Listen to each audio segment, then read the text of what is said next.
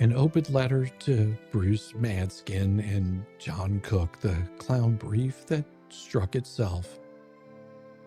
Dear Bubbles and the Cucked Goose, if there were ever any clear case of legal malpractice, gift wrapped in delusion and sealed with a greasy thumbprint of desperation, it's document 137 and 138, or as we know them, the motions that got yeeted from the docket because you can't follow basic rules.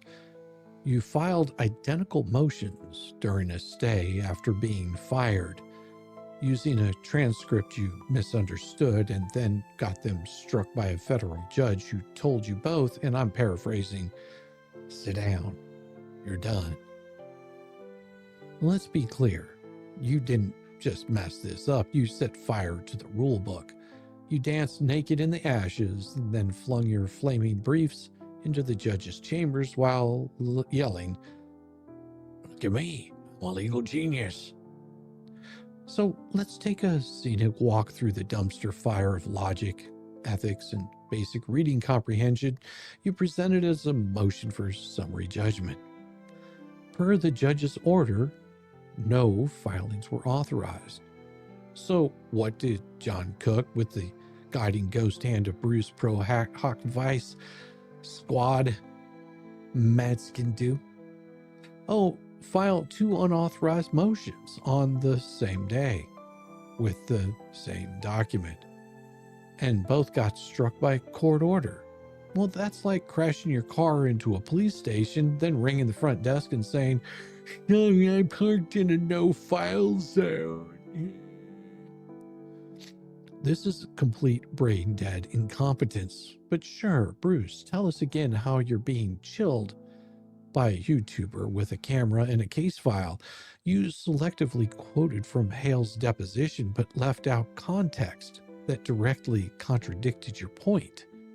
But you claim that plaintiff admitted under oath that there was no specific contract interfered with. Well, except the full transcript shows Hales explain, not denying, how generalized interference and targeted reputational sabotage impacted monetized platforms like Whatnot. Whatnot's general counsel confirmed user reports prompted action. But here's the kicker. You argued it wasn't interference because Cook didn't send the email personally. That's how defamation works. So let me spell it out for your foggy, pot-smoked, addled brain. You don't have to press send to be liable for a targeted defamation attack. You don't have to lick the envelope to be liable for mailing poison, and you sure as hell don't have to pull the trigger to be part of the firing squad. You're trying to hide behind the "I didn't send it" defense like a child shouting, "But I didn't touch it," while standing next to a shattered window holding the rock. And you want the court to take this argument seriously? Oh, pathetic, embarrassing, and the exact kind of failing desperation we've come to expect from a guy who thinks years of practice compensate for the fact that his legal brain has been slow cooked into mush by a lifetime of bad habits, bad arguments, and bong rip bravado. This was your legal defense. If anyone was defamed, it was George, not Hales. So let me translate that. Yes, I publicly said a grotesque and sexually explicit lie involving my opponent's fiancée, but technically I wasn't talking about him. That's not defense. That's a confession in a sleazier font. It's also an act of reputational sabotage by targeting a close personal relationship for humiliation. And courts have found statements affecting one's immediate partner to be intrinsically reputational. But Bruce wouldn't know that because he's too busy citing case law he lifted from footnotes on Reddit. You claim the court can't consider anything not in the original complaint, yet you also cite Grayson v. No Labels to argue that all the new evidence must be pled, while ignoring that Jeremy Hales has already sought leave to amend, Doc 40 and 47, and you oppose them. Then you cry foul when the result didn't suit you. That's called hoisting yourself up with your own fraudulent petard. You can't call foul on evidence while also arguing against the opportunity to include it. Your summary, Hales didn't list each customer, so the claim fails. Well, and here's why that's so idiotic. Because social media influencers don't sell widgets to track clients. They earn through platform monetization, viewership, and ad revenue. So reputational smears that cause mass unsubscriptions and deplatforming are interference with business expectancy, as multiple courts have upheld. Hales has been fighting being removed from monetization platforms, YouTube, Facebook, and whatnot, due to coordinated defamation campaign in which you and your supposed former client proudly participated, as well as promoting others to do the same. You don't need the name and address of Miss Subscriber number 432 to provide damages.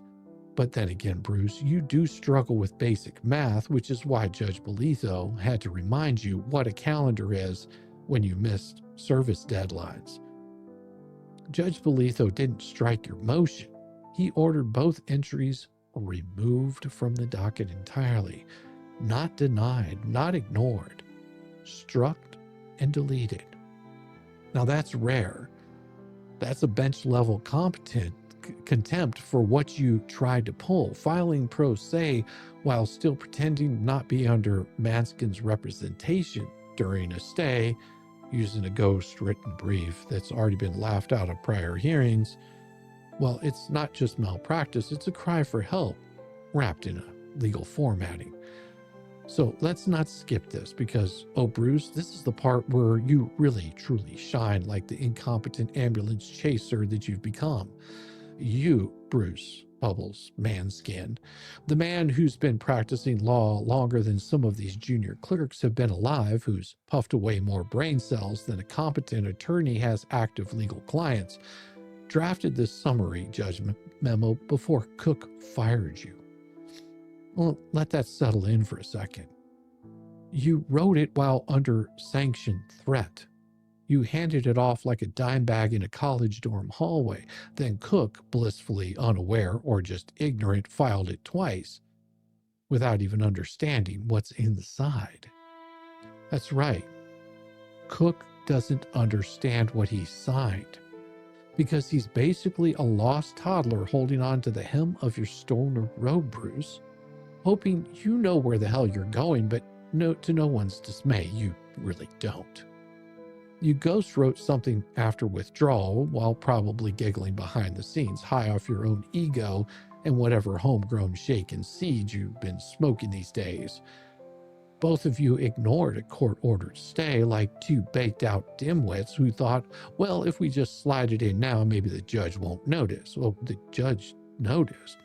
The judge laughed his ass off and struck you both straight off the docket like swatting flies at a picnic faster than you could puff, pass.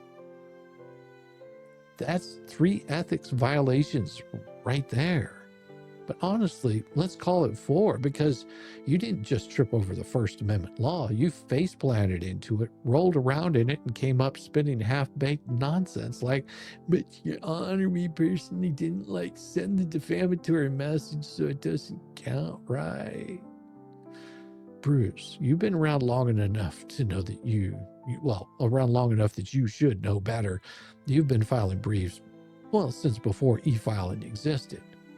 You've also been dodging your professional responsibility like it's a game of stoner hopscotch for decades, but here you are, after all these years, proving you learned absolutely nothing except how to embarrass yourself at a higher level.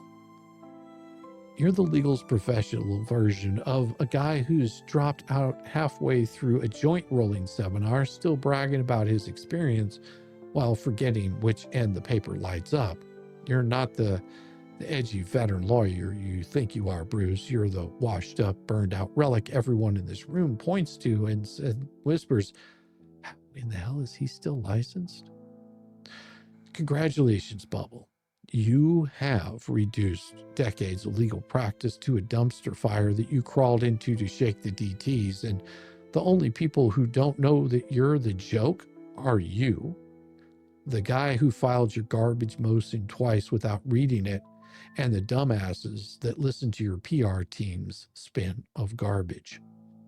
You don't understand the First Amendment. You don't understand procedural posture. You don't understand how to not get struck by a judge who isn't even ruling on the merits yet. And you certainly don't understand that when a court says this case is stayed, that means shut the F up. But thanks for playing, gentlemen. You've once again shown the world exactly what not to do in federal court. Sincerely, Shizzywhiznut. Just a dude with Velcro shoes, a coffee addiction, and more legal insight than a guy who calls himself pro-hack vice. It's like a badge of honor, except of a leash that the court is about to yank.